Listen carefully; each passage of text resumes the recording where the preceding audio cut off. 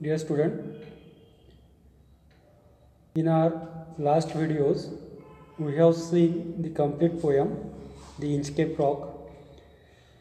Today, we will see the figure of speech used in this poem. Today, we will see the part 1 of figure of speech. As it is a lengthy poem, I have divided the figure of speech in two parts. So, today we will see part 1 of figure of speech. Let us start. First figure of speech is repetition. Let us see first what is the identity of repetition. कि किस प्रकार की लाइनें होगी repetition की, उसकी identity क्या है, हम उसे कैसे पहचान सकते हैं.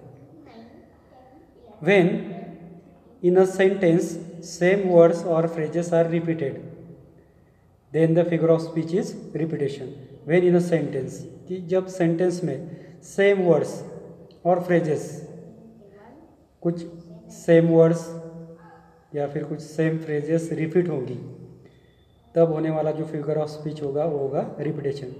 ठीक है. पोएम में से एग्जांपल देखते हैं. No stir in the air, no stir in the sea. तो इस लाइन में आप देख पा रहे हैं नो स्टर दो बार आ गया, रिपीट हुआ है. So the figure of speech is repetition. हमें क्या करना है, क्वेश्चन किस तरह से होता है, identify and explain the figure of speech in the given line. कि जो दी हुई लाइन है उसमें का फिगर ऑफ स्पीच आइडेंटिफाई करो और उसे एक्सप्लेन करो. तो आइडेंटिफाई में हमें क्या करना पड़ता है, फिगर ऑफ स्पीच का नाम लिखना पड़ता है, फिर एक्सप्लेनेशन की लाइन लिखनी पड़ती है.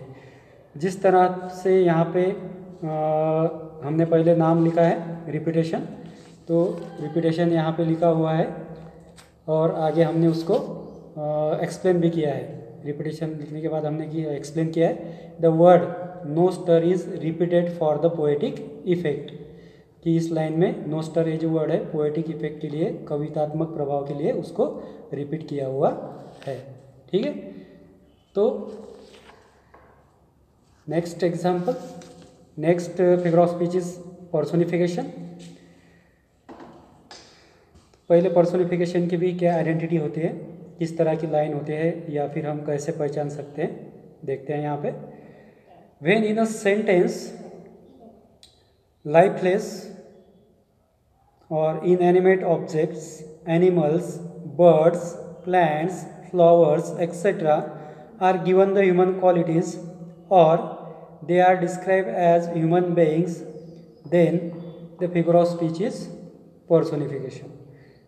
तो पर्सोनिफिकेशन की क्या आइडेंटिटी है कि दी हुई जो लाइन होगी, जो सेंटेंस होगा, पोएटिकल सेंटेंस होगा, लाइन होगी, उसमें अगर एक आधा कोई लाइफलेस ऑब्जेक्ट है या फिर जिसे हम इनएनिमेट कहते हैं, जिसमें कोई भी जीवन नहीं है, ऐसा ऑब्जेक्ट है इनएनिमेट ऑब्जेक्ट जो निर्जीव है,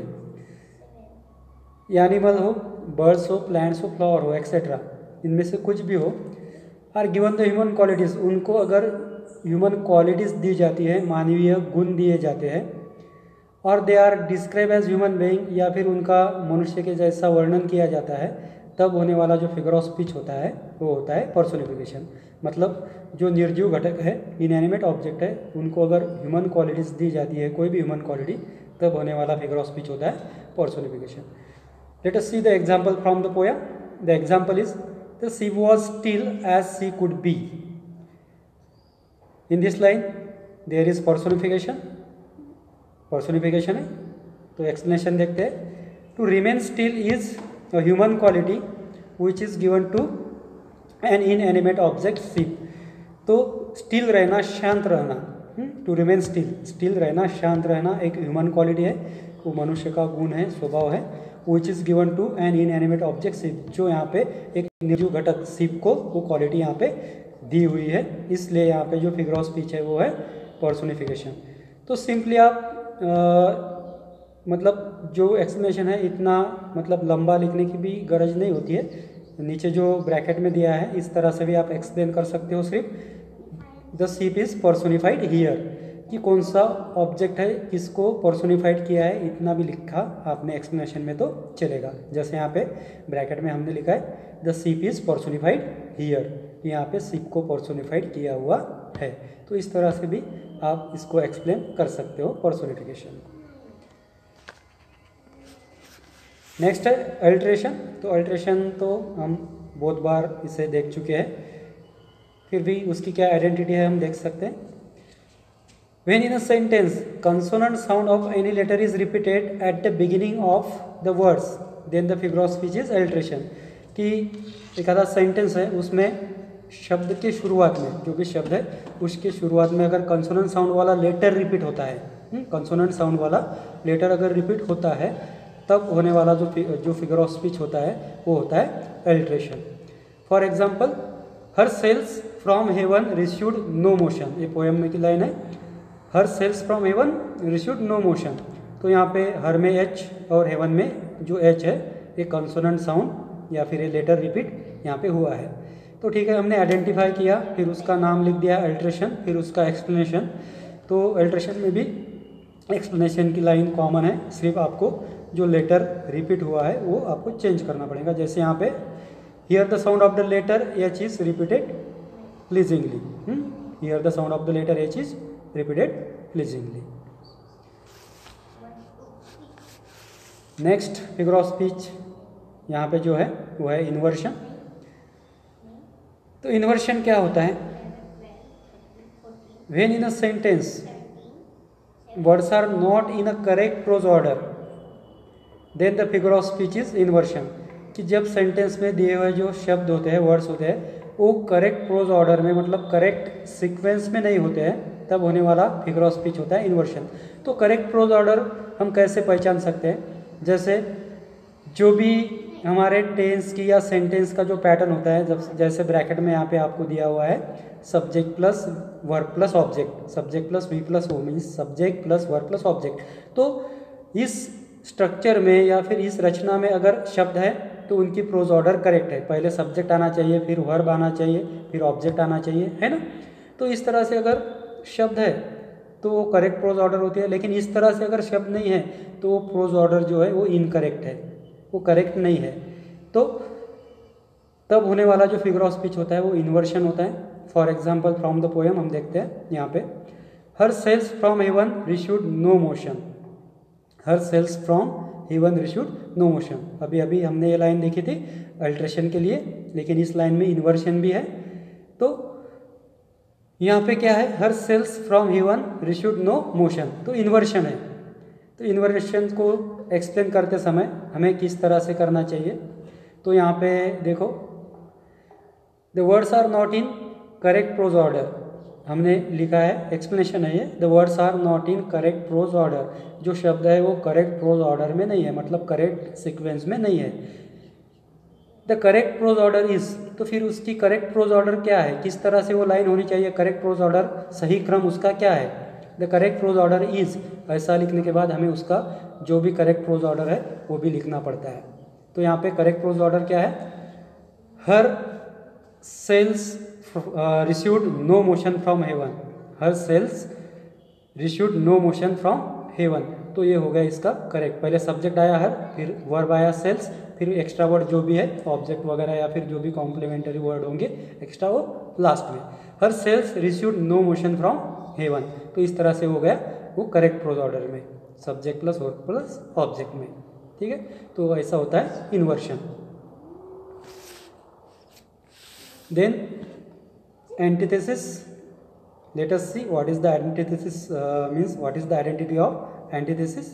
तो एंटीथेसिस की क्या आइडेंटिटी है, कैसे हम उसको आइडेंटिफाई कर सकते हैं लाइन में? When in a sentence two opposite words और opposite ideas are used side by side, then the figure of speech is antithesis.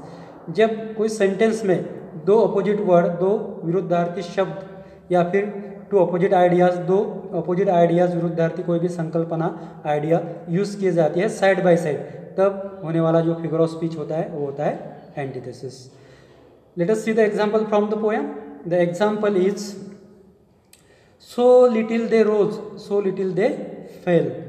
ठीक है, so little they rose, so little they fell. तो आपको समझ में आया होगा, यहाँ पे रोज और फेल दो अपोजिट वर्ड्स आए हुए हैं।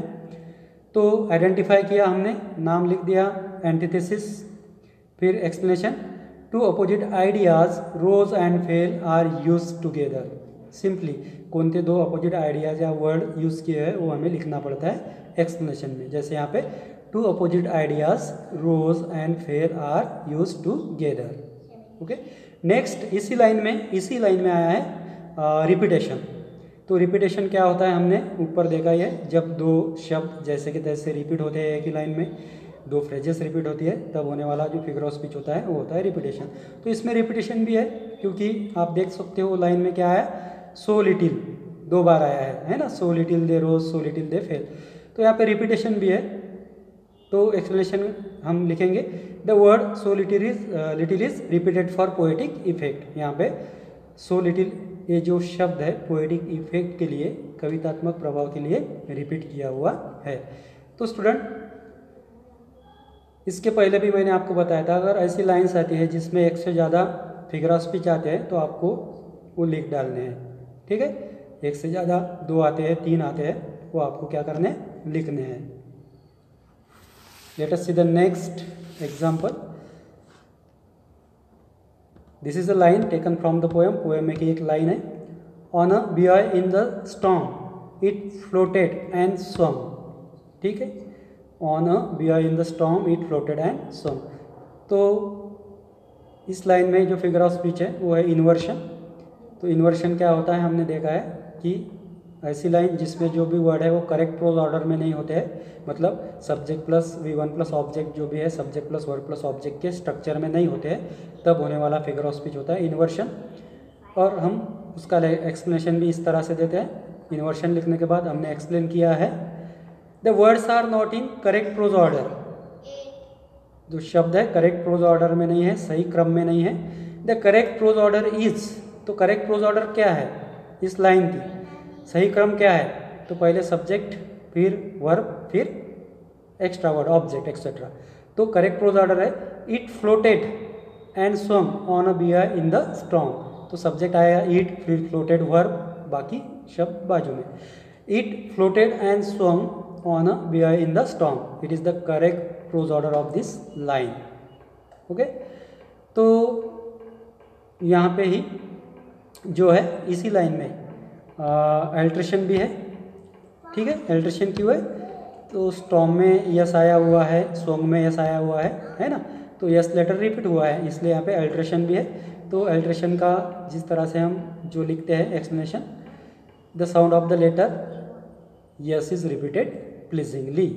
यहाँ पे कौन सा लेटर रिपीट हुआ है, s, the sound of the letter s is repeated pleasingly. Okay, next example or line from the poem. The line is, and over the waves its warning rung, over the waves its warning rung। तो इसमें alteration है, waves में का W और warning में का W यहाँ पे रिपीट है, the sound of the letter W is repeated pleasingly, तो यहाँ पे भी अल्ट्रेशन है। Next, when the rock was hid by the surge's swell, when the rock was hid by the surge's swell। तो यहाँ पे जो आया हुआ पहला फिगर ऑफ स्पीच है वो है पर्सोनिफिकेशन। तो पर्सोनिफिकेशन क्या होता है, हमने देखा है जो इनएनिमेट ऑब्जेक्ट होते हैं, जो निर्जीव घटक होते हैं, उनको जब ह्यूमन क्वालिटीज़ दी जाती है, मानवीय गुण दिए जाते हैं, तब होने वाला फिगर ऑफ स्पीच जो होता है वो होता है पर्सोनिफिकेशन। ठीक है, तो इस लाइन में पर्सोनिफिकेशन क्यों है, चलो उसका एक्सप्लेनेशन देखते हैं। Hiding is a human quality which is given to an inanimate object rock. Hiding एक मानवीय गुण है, ह्यूमन क्वालिटी है, यहाँ पे जो एक निर्जीव घटक रॉक को दी गई है ना, हाइड छुपना है ना। तो छुपना मतलब ये जो क्वालिटी है वो एक ह्यूमन क्वालिटी है, इसलिए ये हाइडिंग जो क्वालिटी है, हिड होने की, छुपने की, यहाँ पे रॉक को दी गई है, इसलिए यहाँ पे पर्सोनिफिकेशन है। तो इसी लाइन में फिर से अल्ट्रेशन भी है। अल्ट्रेशन देख सकते हैं आप, सर्जिस में यस और स्वेल में यस रिपीट हो गया, इसलिए यहाँ पे अल्ट्रेशन भी है। उसका explanation, the sound of the letter s is repeated pleasingly, इसमें यस रिपीट हुआ है, इसलिए इस लाइन में अल्ट्रेशन भी है और पर्सोनिफिकेशन भी है, क्योंकि जो हाइडिंग की क्वालिटी है वो रॉक को दी हुई है। Next line, next example, the sun in heaven was shining gay, the sun in heaven was shining gay. तो इसमें इन्वर्शन है, क्योंकि इस लाइन में जो सीक्वेंस है शब्दों का वो करेक्ट नहीं है, करेक्ट क्लोज ऑर्डर नहीं है। तो इन्वर्शन है explanation, the words are not in correct close order, the correct close order is, कि शब्द जो है वो करेक्ट क्लोज ऑर्डर में नहीं है, सही क्रम में नहीं है। The correct close order is, तो करेक्ट क्लोज ऑर्डर क्या है, the sun was shining gay in heaven, ठीक है ना। The sun was shining gay in heaven, मतलब पहले द सन सब्जेक्ट आया, फिर जो ऑक्सिलरी वर्ब है या फिर हेल्पिंग वर्ब है वॉज आया, फिर मेन वर्ब शाइनिंग आया, फिर बचे हुए जो वर्ड है ऑब्जेक्ट या फिर एक्स्ट्रा वर्ड वो बाद में। The sun was shining gay in heaven. Okay, next example, the sea birds scream as they wheels around, ये लाइन है, the sea birds screamed as they wheels around. तो इस लाइन में अल्ट्रेशन है, क्योंकि सी में यस और स्क्रीम में यस रिपीट है, इसलिए अल्ट्रेशन यहाँ पे हमने उसका मतलब जो एक्सप्लेनेशन है वो दिया हुआ है। The sound of the letter s is repeated pleasingly, the sound of the letter s is repeated pleasingly. So student, today we will stop here. This is what we have seen from the part first regarding the figure of speech used in this poem, The Inkscape Rock. The remaining figure of speech we will see in our next videos or next lecture. Thank you.